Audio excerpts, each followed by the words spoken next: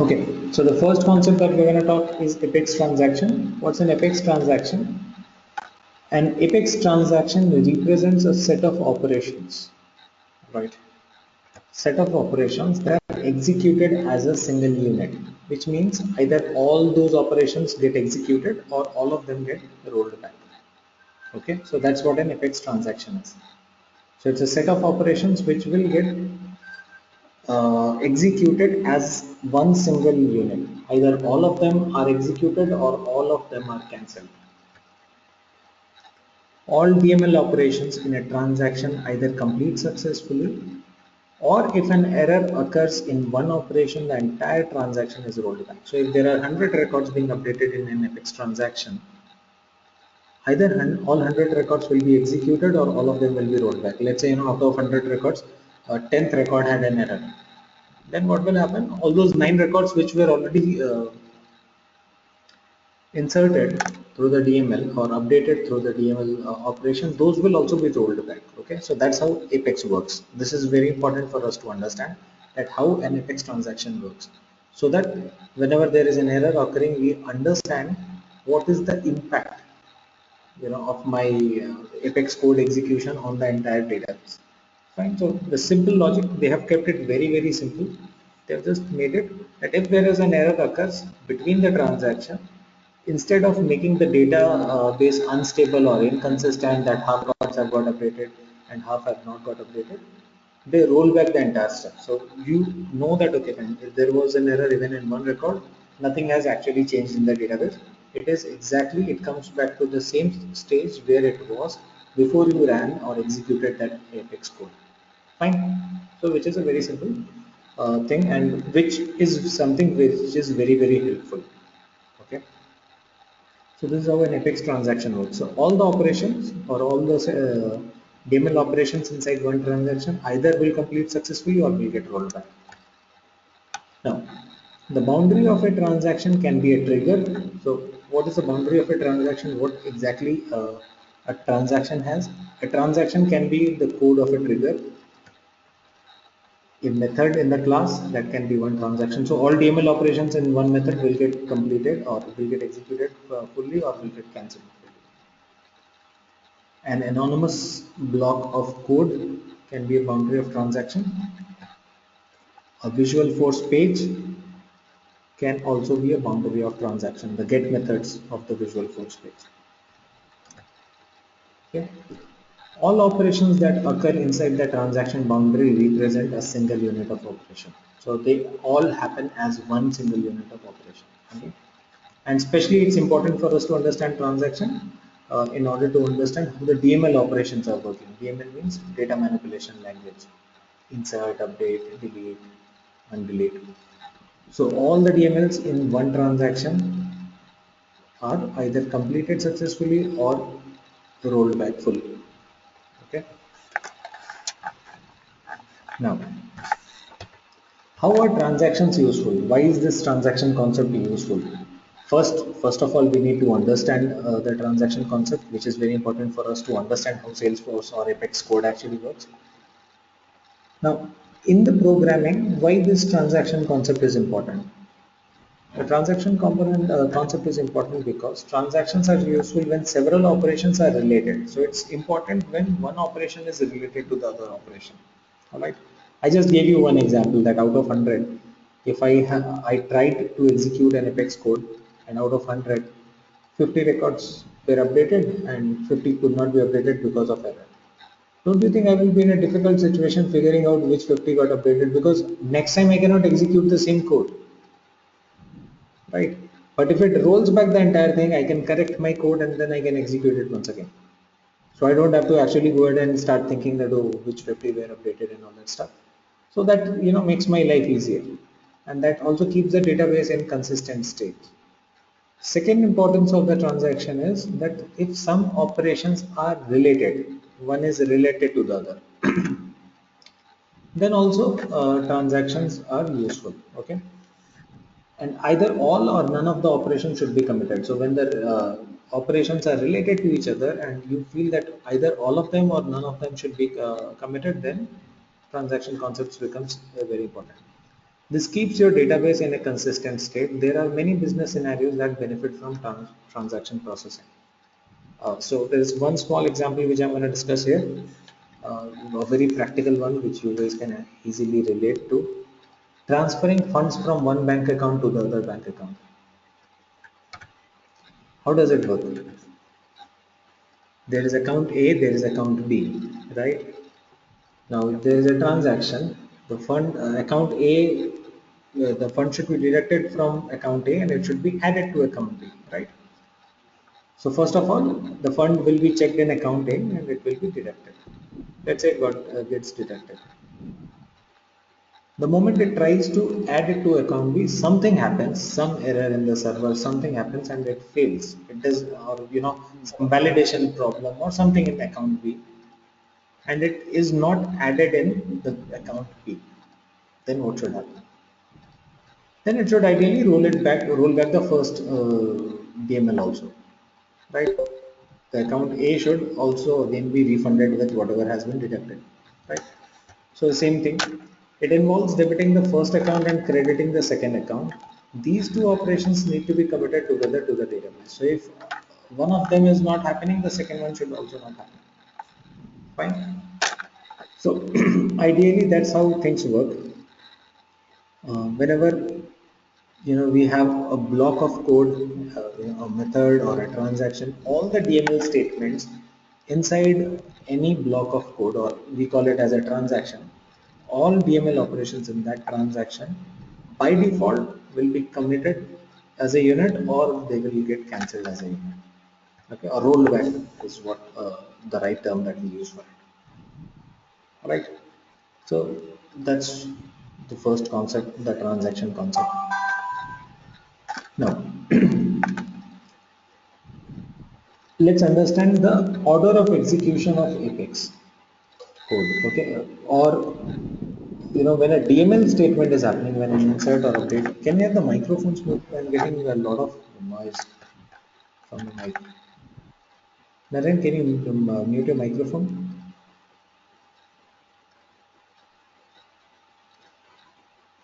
Thank you. Okay. Now, the next concept that we're going to talk about is order of execution. Okay. Um, for Apex also and in general also how a DML statement works. Okay, let's understand the order of execution of a DML. So whenever an insert or an update is happening, what is the order of execution? How things happen there? Okay. This will help you the transaction thing a little more better. When you save a record with an insert or update statement, there are a few things which happen. So see, there are so many things which can be related to the insert or update of a record. There are validation rules, there are triggers, before insert triggers, before update triggers, after triggers, workflow rules, assignment rules, escalation rules, hundreds of things, okay, which are associated with, which can be associated with record, insert or update, right? Whenever the data is being committed to the database, there are so many things which can be associated to it, right? What is the exact order of execution? Okay, what happens first? That's what we're going to understand. Okay, so when you you try to save a record with an insert or update statement, Salesforce performs the following events in the following order. So what is the first thing that happens? On the server, Salesforce loads the new record field values from the request and overrides the old values. Okay, so we'll take the new values and it will override the old values. Now, but it has not updated the database yet. It has just taken the new values that you have supplied. Okay. After that, what it's going to do? If the request has come from, if the request has come from a standard UI edit page. So if it has come from page layout, basically, if someone is actually trying to do it through UI, Salesforce runs a system validation to check the record for compliance with layout specific rules.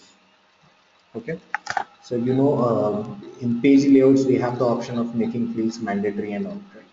So first thing, it will check if the request is coming from a page layout or not. So if it is coming from a page layout, it will enforce the layout specific rules. If you have made some field read only or if you have made some field required on the page layout, Those are going to be checked. Right. Now, the next thing that it will do is required values at the layout level and field definition level will be checked. Valid field formats will be checked. Maximum field length will be checked. Salesforce doesn't perform system validation in this step when the request comes from another sources such as an Apex application or a SOAP API call. Salesforce runs user-defined validation rules in multi-line items where created, such as quote line items and opportunity line items. Okay. So, basic thing is, if you just don't understand the second part of it, just understand if it has come from a page layout, then layout specific rules will be checked.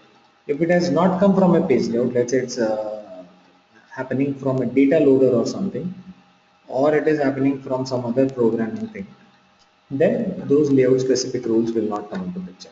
Okay. Now, after that layout specific rule, the next thing that will get executed is all before triggers. The next to be executed are all before triggers. Before insert, before update. Those are going to be executed. Okay. Then the next is system validations and runs any user-defined validation rules. So after the before triggers, before insert, before update triggers, all your system validations will be executed. System validations means the default validations. Like if someone is trying to enter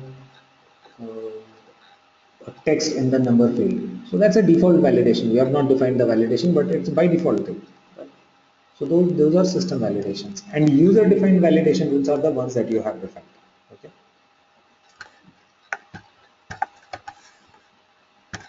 Then it executes duplicate rules in case you have defined any duplicate rules or any unique field concept. You have defined any field as unique.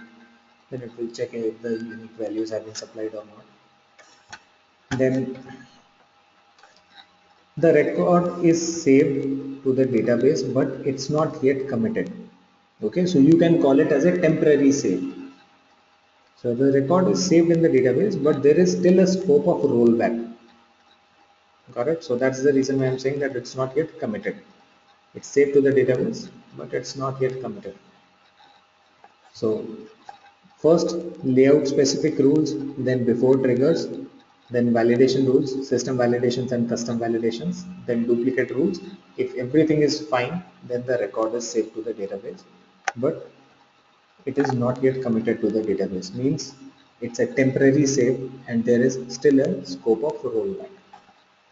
Okay. Okay. Now,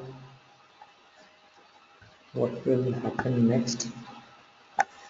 After this, after the record is saved to the database, all your after triggers will get executed. After insert, after update kind of triggers. Then it executes assignment rule. Now see, okay, try and understand this. The transaction concept that we were talking, right? There can be a situation where you, let's say you have a concept where uh, an account will be created and after the account an opportunity also will be created. Okay, so you have written a trigger that after the account is created automatically create two opportunities. So all these DML statements in this particular trigger are going to be executed as one transaction, correct? One account being inserted and two opportunities being inserted, all are going to be executed as one single transaction, and the opportunities are to be created after the account gets created, so that will be an after trigger, right? If there is an error for the record to create opportunity, what it will do, it will roll back the account page. Very simple concept. That's the reason why this is yet not committed to the database, because there is still a scope that in after trigger there can be an error and it has to be rolled back. Some DML, it tries to do some DML and that throws an error and it might need to be rolled back. Fine. So your all after triggers will be executed after this. Assignment rules will be executed. Workflow rules will be executed. If the record was updated with the workflow field update, fires first before update triggers once again. Okay.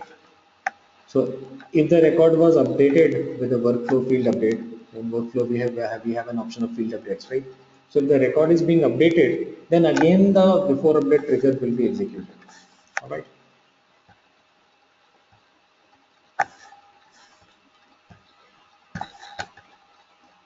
Then all the escalation rules will be executed.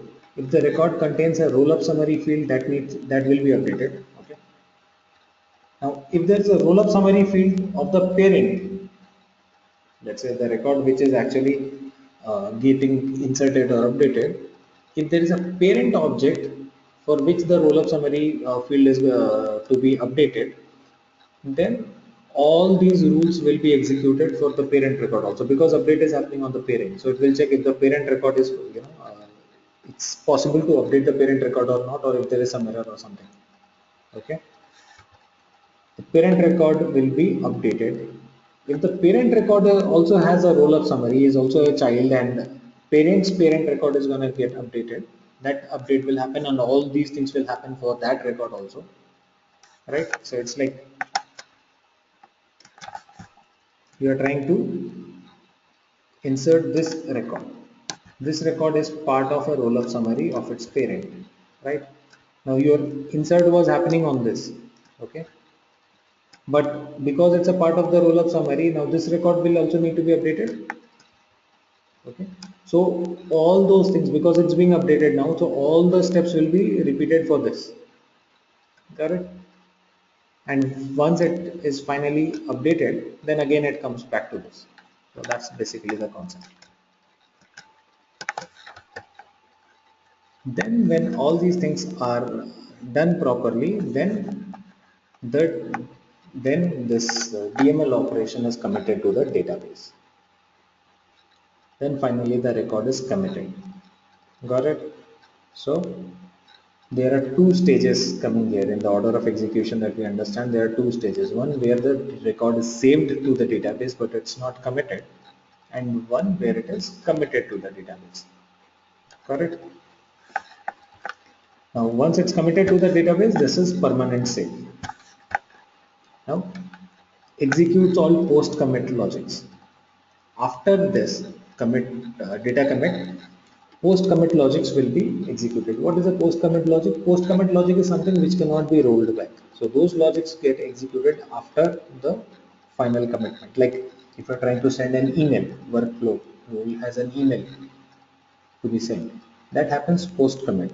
Why? Because email once you have sent, you cannot roll it back. Database updates can be rolled back, right? But emails once it is sent, it cannot be rolled back. So that's the reason why all those post commit logics happen after the database commitment, right? So that's the thing. That's the order of execution.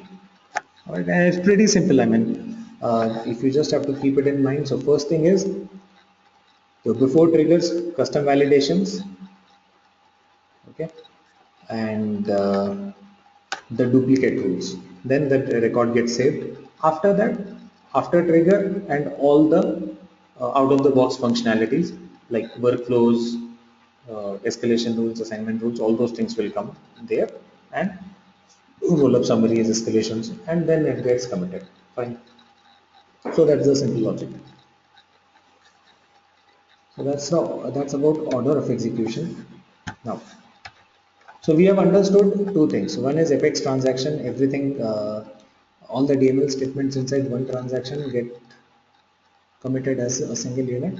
If there is an error, entire thing gets rolled back, and we have also understood the order of execution. Now, going back to the transaction concept once again, going back to that first concept.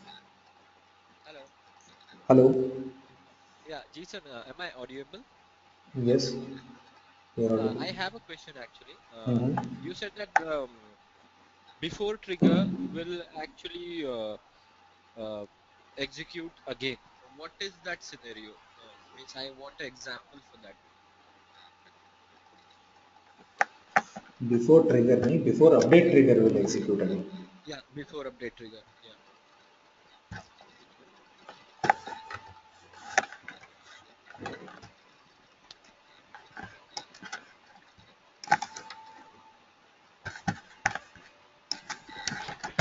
Let's say you have an account.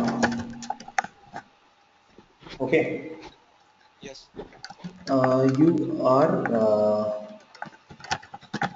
updating the account or inserting the account. Okay. Now, in this account, you have a workflow rule. So, because an update or insert is happening, initially your uh,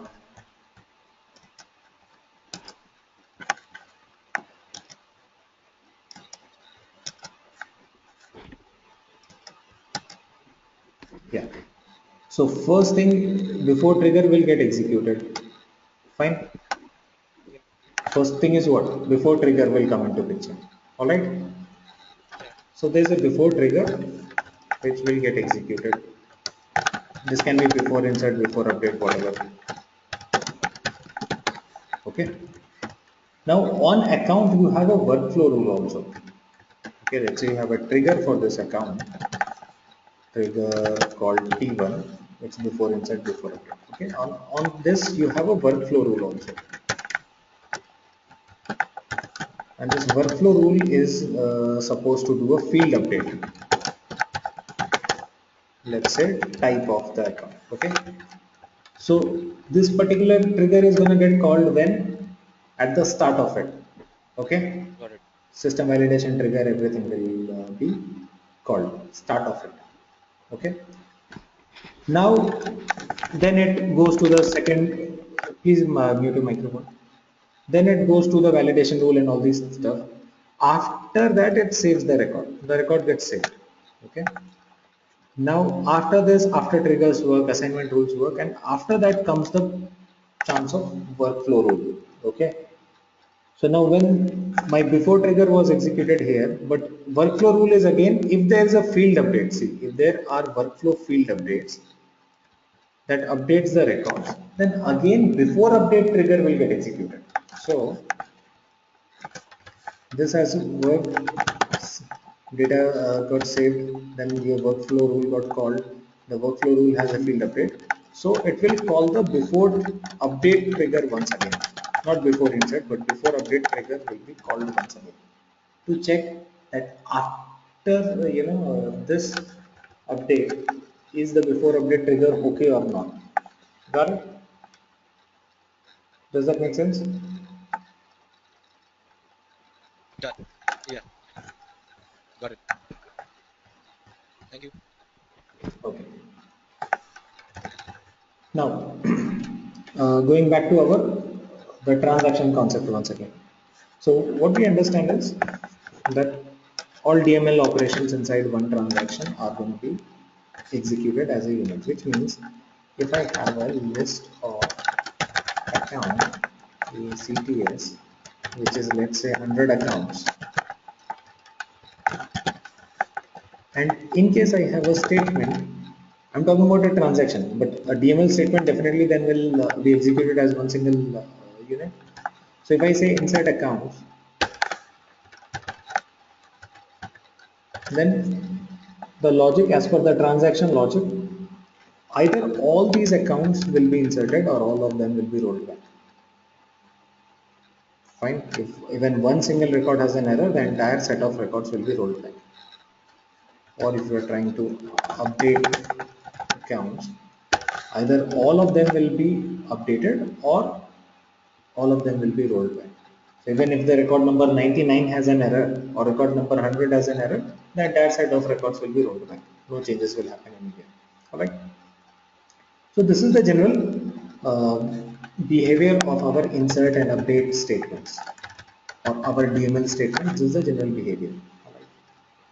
There can be situation where you need to have the other option available, that there can be a situation where you want that okay, if there is one record which has an error, skip that record, but whichever records do not have error, at least insert those records. Got it?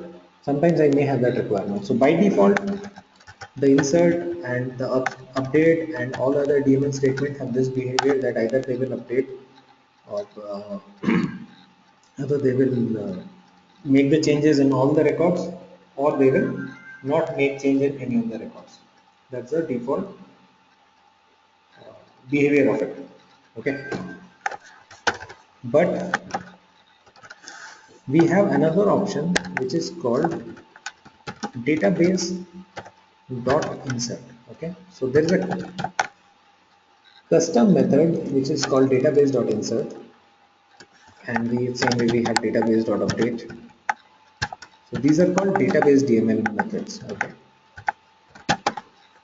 if you are using instead of normal insert, if you are using database dot insert, then you have the option of uh, processing the records which do not have errors and skipping the records which have errors. All right, so that's the next concept that we are talking about, which is DML versus database class methods. Execution we are done. DML statement versus database class methods. Okay, so normal DML statement versus the database class method. So Apex offers two ways to perform DML operation using DML statements. DML statements are the ones that we just use normally: the insert, the update, the delete. Okay. You have another way, database class method. So there are some predefined methods in the database class which can be used. As I showed you, database.insert, database.update. Right. Difference between the two options is that by using the database class method, you can specify whether or not to allow for partial record processing if errors are encountered. So if the error is encountered, with a DML statement, you don't have a choice. If there is an error, the entire thing will be rolled back. Okay. But if you are using the database class method, then you have an option. You can say whether you want to process the partial records or not. Okay. When the error is encountered. So you can do so by passing an additional second boolean parameter. If you specify false for this parameter and if a record fails, the remainder of DML operation can still succeed. Correct? So there is a second boolean parameter which needs to be supplied here.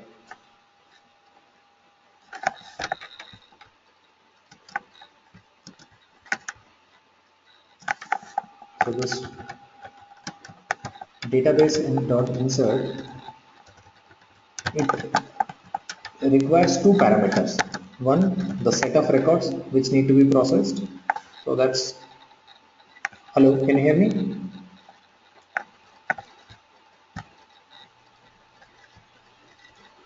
Am I audible? Can you hear me? Hello, hello. Can you hear me? Yes, yes, I can hear you. Okay. So this database.dml or database class method has requires two parameters. Okay. One, the set of records which need to be processed. Second, a boolean parameter where you can mention true or false. Okay. If you make it false, partial processing will be allowed. And if you make it true, partial processing will not be allowed.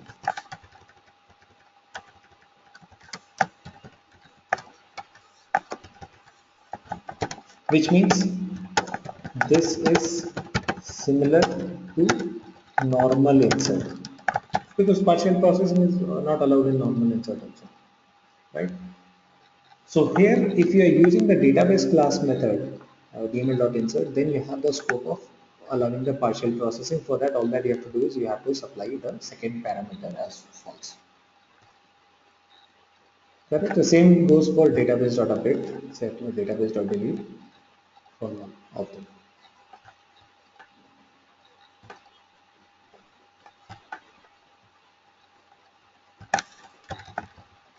If you specify false for this parameter and if a record fails, the remainder of DML operation can still succeed. So even if one record fails, other records will still succeed. Okay. But in normal insert operation, if one record fails, the entire set of records is rolled back. That will not happen. Yeah. By default, this optional parameter is true. So if you don't specify anything, it will take it true, which will again behave like a normal insert operation. If you want it to behave differently, then you'll have to make sure that you are making it as false. Correct? Tell me if there is any question or doubt here. Very simple concept. All right. Now, The next concept is understanding the execution governors and limits. Okay, what is governor and what is limit? Very simple concept. Whenever you are in a multi-tenant environment, you are actually defined. There are certain limitations which are defined for you. Very very simple concept. It happens everywhere. If you book a ticket of a flight, you are allocated a seat, and you have to sit in that particular seat. Right? You cannot say that, oh, I'm going to sleep here and three four seats. You cannot do that. Right? If you are sharing, working in a shared office, there is a space allocated to you, and you are supposed to use that particular area, right? You cannot say that, no, I'm going to use four cubicles. That does not happen, right? The same way, Salesforce.com, it's a multi-tenant environment. There are a lot of people working on it. There are a lot of people who are using the same server, so it makes a lot of sense for uh, Salesforce.com to impose some limitations on every company, right? On every client or in every customer or every user, there are certain limitations which are imposed. So by default, whatever you do in Salesforce has a limit, right? How much data you can store, how many objects you can create, how many columns you can create, how many rules you can define, what is, how much Apex code you can write. For everything, there is a limitation. Okay? There is nothing without limitation in Salesforce. For everything, there is a limitation that they have defined. However, for all other things, they have imposed the limitations, and the moment you reach that limit, you will not be allowed to do the, or you will not be allowed to go beyond that limit automatically. But while you're writing Apex code, because this is where you are the one who is writing the logics, and you are the one who is actually, kind of controlling uh, the execution at the back end. So Salesforce wants to make sure that there is a bit of control on this also. They don't want to, someone to write a code which is so badly written that it actually starts consuming a lot of bandwidth of their server, and ultimately it uh, hits the performance of Salesforce.com as a whole. So will not be a good idea. Let's say you do not know how to write a code. You have written a code which has a loop which is running constantly, or you are actually trying to perform a very huge operation in one single unit. So from that point of view, what Salesforce has done, it has actually defined certain limits. That okay, this is what you can do in the code. If you try to do something beyond that, Salesforce will throw you an error. It will just end the operation there, and it will throw you an error. Okay. So because Apex runs in a multi-tenant environment, the Apex runtime engine strictly enforces a number of limits to ensure that runaway Apex doesn't monopolize shared resources. So any Apex code, maybe which is wrongly written, intentionally, unintentionally, does not monopolize the shared resources. So to make sure that is happening, it imposes a lot of limits on what you are writing, okay, and whatever you try to execute. If some Apex code ever exceeds the limit, so if your Apex code ever exceeds the limit, Salesforce stops it there itself and throws you an error. Okay, the associated governor issues a runtime exception.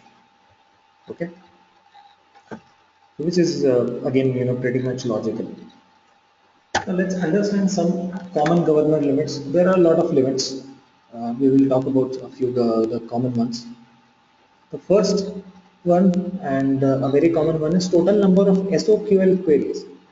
We have written queries in our Apex code, right? Total number of queries that you can have in one transaction. This is a transaction limit. So total number of SOQL queries issued in one transaction, one single transaction, is 100.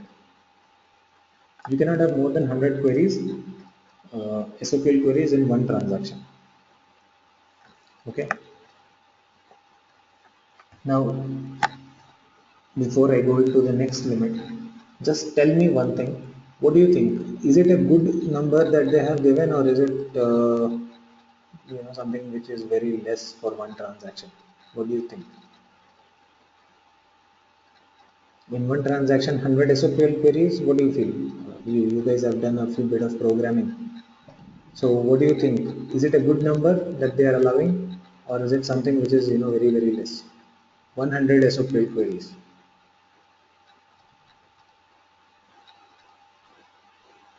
What do you guys think? Well, actually, as we previously discussed that in order to overcome these limits, we use batch epics and all. I think this is Don't go not about sufficient. batch apex or don't go about anything else. I'm just saying, what do you think in one transaction 100 SQL queries? Do you think the number is good or bad? Comfortable है कि मतलब you feel this is so less. I cannot do anything with 100 SQL queries. Company, as far as One big data transaction is, we're talking about, a transaction is basically one method or one trigger. That's what one transaction is. So what do you think? In one method, 100 SQL queries, or in one trigger, one SQL queries? How many SQL queries you guys have written in your methods and your triggers? Usually, till did you now write we a just have trigger? used 2, 3 SQL queries, 2, 3. 2 or 3. Okay. And how many they are allowing? They are doing 100. 100. 100. I think it should be more. Like it should be enough. Enough. That's what It I should think. be enough. It is enough actually. So instead of 2, 3, how many do you think you will need? 20, Hardly any. 25, 50, 70, 90, 100, man, very good number. Okay, so it's not that bad of a number. So the limits, basically what I want you to do is I just want you to also understand, not just remember the number, but also understand the fact that the limitations that they are given are not that bad. Okay. Okay, let's see other limits. Total number of records retrieved by SQL queries. So again, this talks about all the SQL queries uh, in one transaction is 50,000. Okay, the 50,000 records can be retrieved by SQL queries. Total number of records retrieved by database.get query locator, which we used in our batch effects, is 10,000. Total number of SOSL queries issued in one transaction is 20. SOSL queries limit is less, is 20. Total number of records retrieved by a single SOSL query is 2000. Okay, so you cannot have more than 2000 records retrieved by one SOSL query. Total number of DML statements issued in one transaction is 150. Now, come to this DML statement wala thing. All queries and retrieving data, that's fine, okay. 50,000 records being retrieved through SOQL query is okay, good number. What do you think about DML statement? 150 DML statement in one transaction, again, what do you think about that? Is it a good number or bad number? Is it enough or not enough?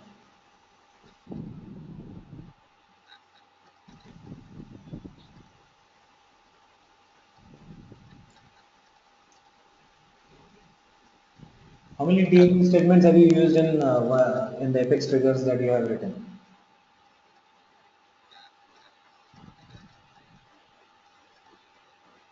Not more than 5. Not more than 5.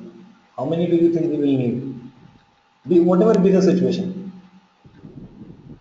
10, 15, Maximum 20, 30, 50, 25, 150. 25 to 30 maybe. 25 to 30 is also a lot. That's also a lot, yeah, right? 150.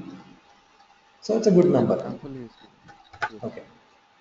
Total number of records processed as a result of DML statement is 10,000 records. So one single DML statement can process maximum 10,000 records. Okay. So, okay. So these are a few common governor limits. All right. But you know So what? I have a question. So why Mhm. they have reduced the SOSL limits? Means Because for SOQL we can do 100, but SOSL is only 20. yeah, because your SOSL usually requires more memory or bandwidth as compared to an SOQL query. So that's the reason why they have given lesser limitation for that. Right? Is it for that SOQL we can search for number of objects which is affecting SOSL you the can actually perform query on number of objects, multiple fields, right? yeah. Yeah. But in SOQL, it's very to the point search. So for that reason, the bandwidth required is less. Correct? So they don't want you to do too many SOSL queries. So 100 SOSL queries is actually going to be uh, too big. Correct?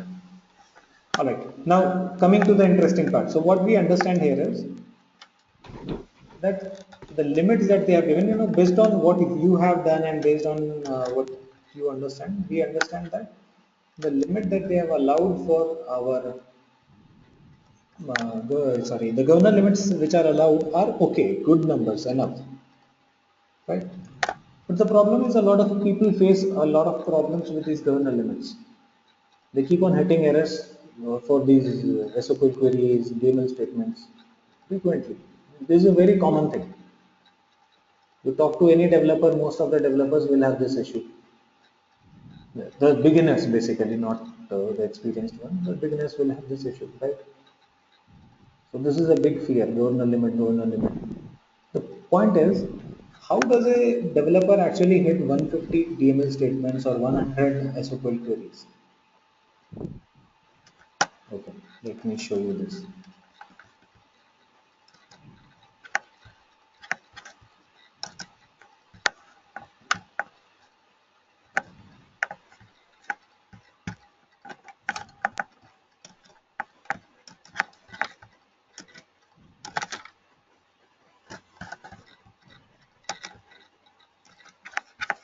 Think about this. I'm trying to keep it very simple for your understanding. Think about this. SOQL query. What is the limit? 100. Okay. One SOQL query is something like this. Select it's a name from account where um, let's say select name from account. This is an SOQL query, correct? How many this kind of queries you think you can write in a transaction? One, two, three, four, five. Right? We have usually written one or two or three or four of them. Right? How many do you think you are actually going to write in one transaction? 100. Do you ever think that you are actually going to type 100 SOQL queries one by one? That will not happen, right? So no one hits the limit by typing the SOQL queries. Generally, until and unless there is a very complex code, you usually don't type 100 SOQL queries. But people actually come across this error very frequently. The reason is, if you put something, let's say account A in trigger.me or something, wherever, the for loop,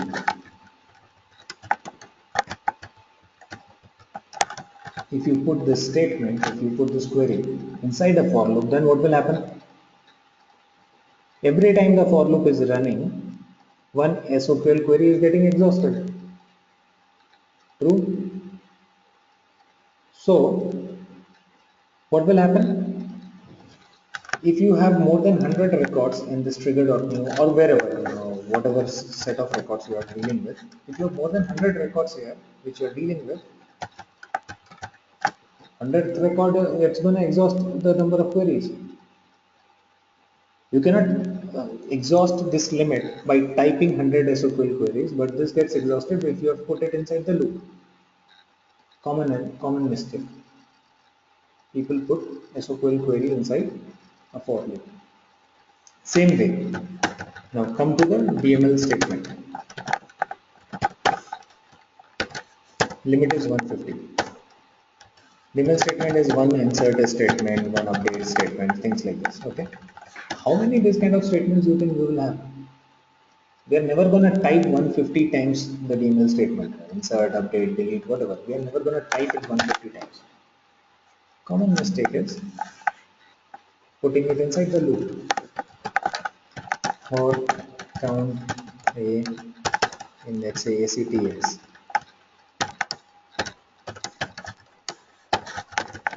Let's say you want to update a and you do it like this.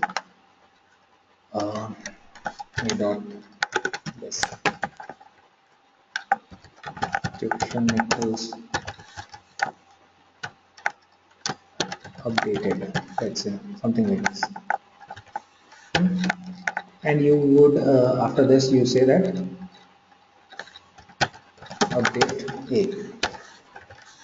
Your update statement has come inside the for loop. It's now inside the for loop. So if this ACTS has more than 150 records, you will again hit the governor limit. Why? Because your update statement is inside the for loop. Got it? So that's the problem here. So what is the best solution to this? What is the best thing which can be done now? The best thing which can be done here We is, should write it outside for loop. yes. But if you write it outside the for loop, then do you think it will work? If I write it like this, is it gonna work? No. It will work only for the last record. Yeah. It's not getting updated, right? So all that you have to do is you just define one more list of accounts here. Let's say updated accounts or something. Okay. Keep on adding the values to this. So updated accounts is list of accounts. You keep on adding A to this. So every time your A is getting added to this. And finally update the updated accounts, which is a list. Fine.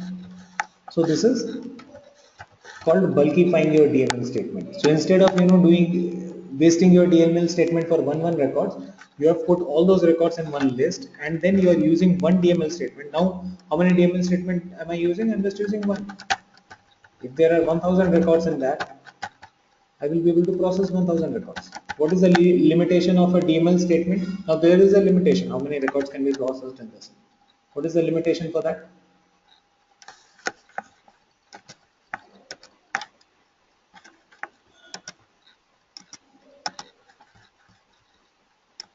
10,000.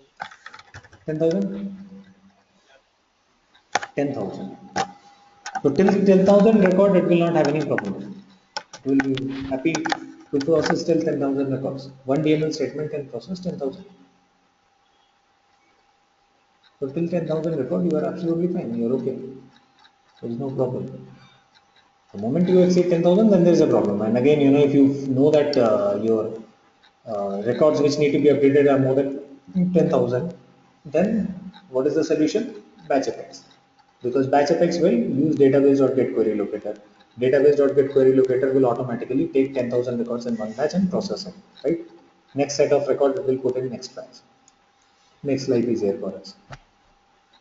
So So till in that this time case, you, huh? what we did is we just have created a list of accounts, and then we have created a single account records, and then we added that records to that list and updated outside the for loop, Right, and that's used what. only one DML script. Right. So this is called, so instead of wasting your DML statements on one record, use it for multiple records. Correct? So that's the concept. Don't waste your DML statement. Same ways, don't waste your SQL queries. Try to bulkify your SQL queries also. Got it? So these are some very basic concepts, and these are the SQL query, putting SQL query, SOSL query inside the loop, and putting DML statement inside the loop are the most common mistakes that you would make. Okay, keep them outside the for loop always. Try and keep it outside the for loop. Okay, and if you have kept them outside the for loop, then what happens? Then you are absolutely okay. You are not going to hit the limit that soon. Then you will feel that whatever numbers they have given, 100, are really good enough numbers. Got it? Let's say for this SOQL query thing, let's have a look into this. Let's say you have to update the contacts. You're running a trigger on account and you have to update the contacts. Okay, so you say for account A in trigger dot new.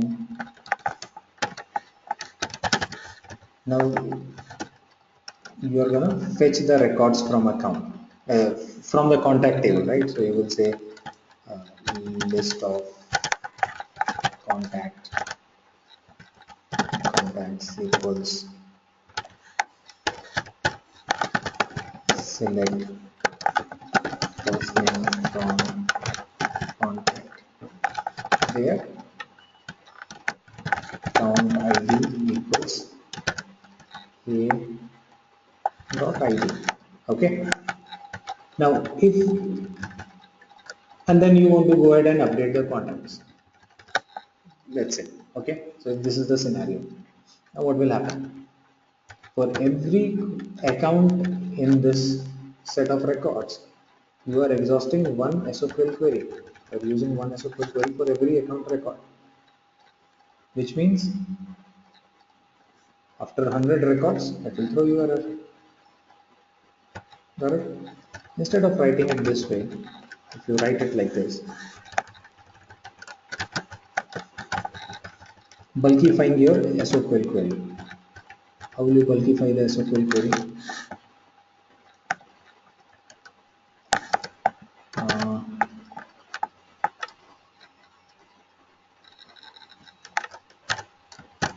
list of ID, account IDs.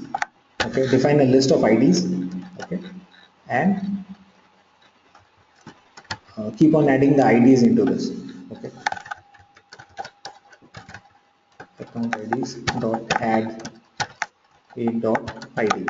Okay, so keep on adding all the IDs into this. Don't do this SQL query here. End the for loop. Okay, so end of this for loop, you will have all the IDs of all the accounts in this variable account IDs. Okay, now go ahead and do a select statement. What you have done here, that select statement should be kept outside the for loop. And you should, instead of writing equals, write in.